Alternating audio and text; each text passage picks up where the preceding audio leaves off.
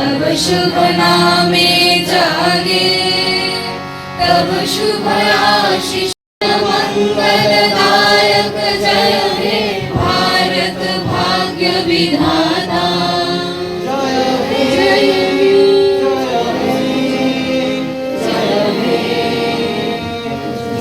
जय जय जय हे।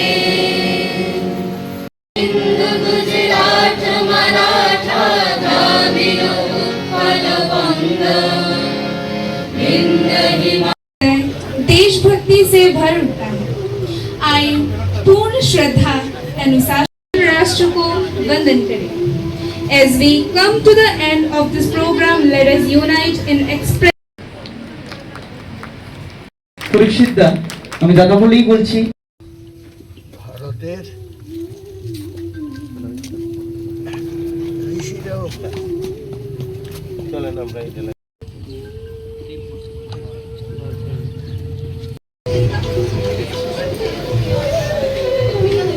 जब राष्ट्रगान की আমার মনে হয় সে সবসময় খবর নিতে শুরু করেছিল। আমি একটু রাজ্যের বাইরে ছিলাম, কবে আসব। যেদিন এলাম তারপর দিনই সকালবেলা সে আমার এখানে চলে গেল, আমাকে এখানে আসতেই হবে।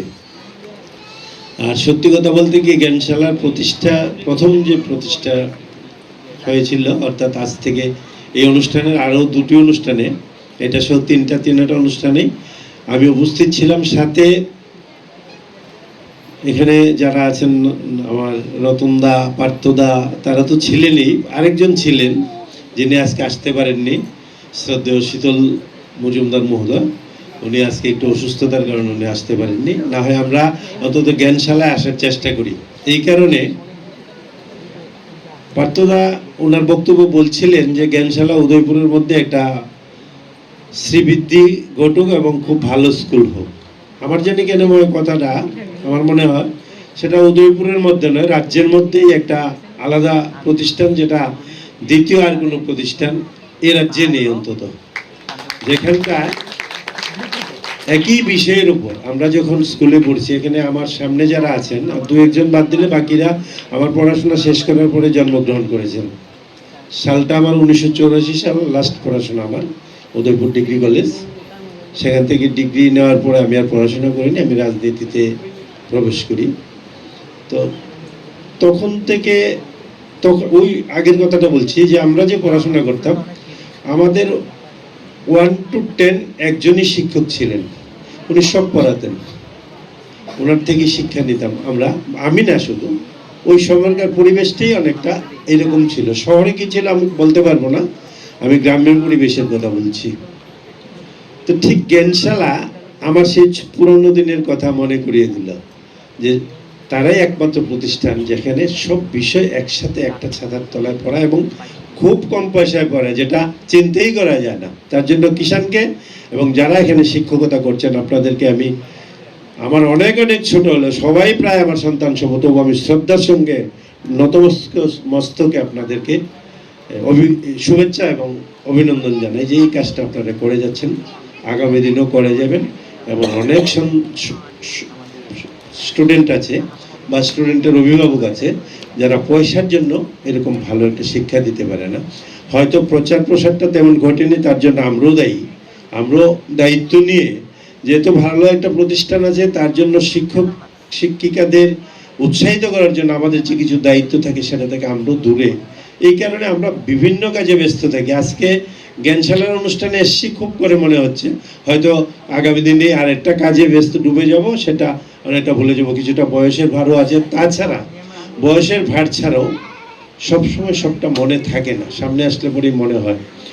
পার্থদাকে বলছিলাম বসে বসে যে দেখুন, আমি এই কিষানকে দেখলে বা স্কুলের কোনো স্টুডেন্ট বা স্কুলের কোনো শিক্ষক শিক্ষয়িত্রীকে দেখলে আমার একটু সংকোচ বোধ হয়। এই কারণে আমি কথা দিয়েছিলাম তাদেরকে একটা স্মার্ট টিভি দেব। রমেশ স্কুলে এটা মিড ডে মিল নেই, মিড ডে মিলের ঘর নেই বাচ্চাদের খাওয়ার এবং রান্না তৈরি করার। শুনতে কেমন লাগে যে রমেশ স্কুলের মতো একটা স্কুল, শহরে এত স্বনামধন্য স্কুল, যে স্কুলে মিড ডে মিল তৈরি করার ঘর নেই, বাচ্চাদের খাওয়ার মতো কোনো পরিবেশ নেই, তারা দাঁড়িয়ে বারান্দায় দাঁড়িয়ে খাওয়া। এই মিড ডে মিলের খাওয়াটা গ্রহণ করে। ওই সময়কার আমরা 50 লক্ষ একটা পুরস্কার পেয়েছিলাম। তখন আমি সহকারী সভাধিপতির দায়িত্বে, আমার যিনি সভাধিপতি ছিলেন স্বর্গীয় স্বপন অধিকারী মহোদয় এবং আমি দুজনেই সিদ্ধান্ত নিই যে আমাদের প্রাইজ মানি থেকে টাকাটা দেব।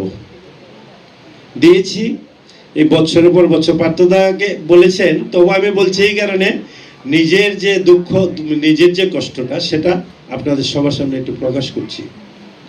আমাদের প্রাইজ মানি সেটা থেকে দিতে পারি, প্রথমবার লিখলাম, আবার অডিটে অবজেকশন করে আবার আসলো, এবার যখন আসলো তৃতীয়বার, এবার আমি বাধ্য হয়ে লিখলাম যে আমার এই রমেশ স্কুলে আমার গ্রামের প্রচুর পরিমাণ স্টুডেন্ট পড়ে, সুতরাং তাদের কথাও আমাদের চিন্তা করতে হয়, সেই জন্য রমেশ স্কুলে দিয়েছি। এবার যদি অডিট রিপোর্টটা আর কোনো অবজেকশন না আসে, আমার মনে হয় কিষানকে যে কথাটা দিয়েছিলাম সেটা দিতে পারবো, কারণ আমি আবারও 5 কোটি টাকা পুরস্কার পেয়েছি, আপনারা সবাই জানেন। আমার খুব ইচ্ছা আছে, সেটা আমি পার্থদাকে বলেছি দেব। আর দেখুন আমার অত্যন্ত সৌভাগ্য যে আমি আজকে একটা শিক্ষা প্রতিষ্ঠানের অনুষ্ঠানে এসেছি, সমস্ত শিক্ষকের সাথে আমি একজন অশিক্ষক এখানে উপস্থিত। নিজেকে খুব ধন্য মনে করেছি যে এই ধরনের আমার শিক্ষক তথা সবার শিক্ষক যারা এখানে বসে আছেন তাদের সামনে, তাদের সাথে বসতে পারাটা সত্যি একটা ভাগ্যের ব্যাপার। যাই হোক, আর স্যার বলছেন উনি অগুণী কোনো জানেন না, একটা কথা বলছেন একটু আগে, এই যে অতি বড় বৃদ্ধপতি সিদ্ধিতে নিপুণ, কোনো গুণ নাই তার, এই কথা থেকে উনি স্টার্ট করেছেন। আগের লাইনটা উনি বলেননি, উনার কোনো গুণ নেই। উনি আমাকে বাংলা পড়িয়েছেন কলেজে, স্যার মনে পড়ে কিনা জানি না, কোনো গুণ নাই তার, উনার কপালে আগুন। অর্থাৎ সেটার দুটো অর্থ হয়। একটা অর্থ হলো আমার কোনো গুণই নেই, আমার কপাল থেকে শুধু আগুন, আমার কপাল খারাপ, এরকম অর্থে হয়।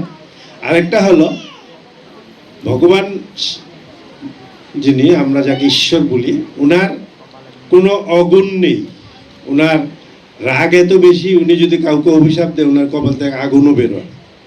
কথাটার অর্থটা ওই রকমভাবে উনি বুঝিয়েছেন। খুব গুণী মানুষ এবং খুব বিদ্যজন বলেই উনি এই কথাটা আজকে আমাদেরকে ওইভাবে বুঝিয়েছেন, একটু ঘুরিয়ে বুঝিয়েছেন। স্যার আপনাকে আবারও শতকোটি প্রণাম।